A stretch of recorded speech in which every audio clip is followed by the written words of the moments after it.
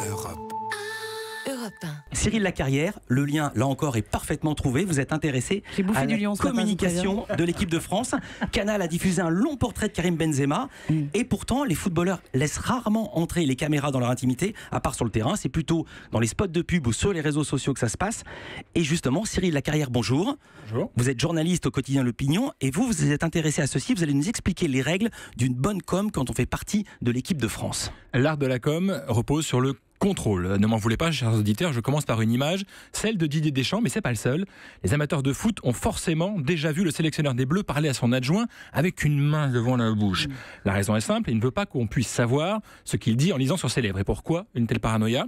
Eh bien, parce qu'un soir de victoire de l'Euro 2000, les chaînes de télé avaient fait appel à des spécialistes pour savoir ce que s'était raconté Deschamps et Le Maire, un traumatisme pour Deschamps.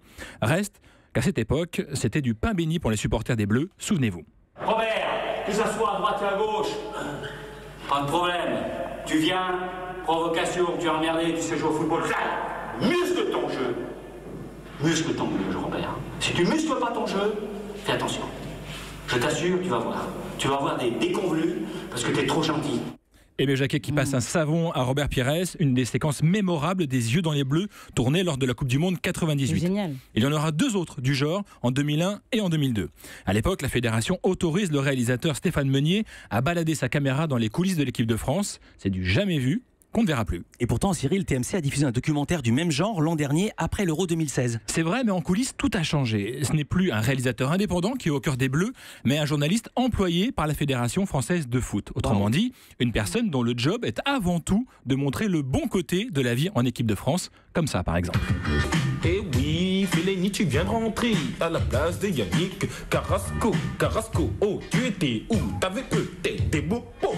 Oh, tiens, oh là là, oh là là, t'as entendu ça, mon petit ou pas? T'as entendu ça? Je me rappelle avec Snoop Dogg, là.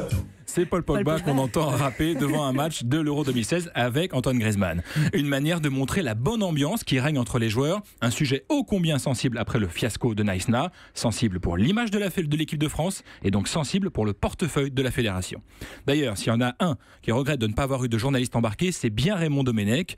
Le sélectionneur avait confié en privé que s'il y avait eu une caméra avec le groupe en Afrique du Sud, les joueurs n'auraient jamais osé se mettre en grève, trop peur que cela nuise à leur image. Et justement, Cyril, les Bleus sont également devenus des as de la com sur les réseaux sociaux. Et oui, à ce sujet, la star, c'est Paul Pogba. Presque 19 millions d'abonnés à son compte Instagram. Prenez un exemple. Dimanche, il tourne une vidéo au MTV Music Award. On le voit danser en coulisses avec ses frères. Rien de transcendant. Et pourtant, plus de 5 millions de vues en 24 heures.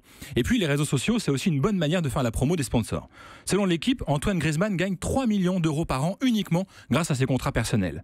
Les joueurs de l'Atlético posent sur Instagram avec ses chaussures de foot ou son casque audio, bien sûr, en citant la marque. Il poste même la photo d'une simple bouteille de shampoing likée 240 000 fois. Eh oui, eh oui. Tu likes du champagne, toi? Du shampoing, du shampoing, c'est pire. Il se lave le champagne encore. Philippe se lave les cheveux avec du champagne. Exactement. Voilà peut-être une explication à la drôle. C'est peut-être une explication à la drôle de coupe de cheveux qu'arbore Grisou depuis quelques mois. Car oui, les sponsors peuvent aussi dicter le physique des joueurs. Par exemple, au fait de sa carrière, Robert Pires avait été contraint de conserver sa petite barbiche là sous la lèvre inférieure à cause de son contrat avec une marque de rasoir. Alors le problème des réseaux sociaux, Cyril, c'est l'inverse, le boomerang, vous savez qu'ils peuvent se retourner contre les joueurs. Et oui, le meilleur exemple, c'est Karim Benzema et ses 50 millions de followers, tous réseaux confondus. En mai dernier, il like un montage de son ami Booba, le rappeur. On y voit Benzema dribbler Deschamps, Valls et Giroud. A priori, rien de méchant. Eh bien, le sélectionneur des Bleus a un autre avis. Il trouve ça pitoyable. Même si, entre-temps, Benzema avait supprimé son like. Je vous le disais, tout est affaire de contrôle. Europe. Europe 1.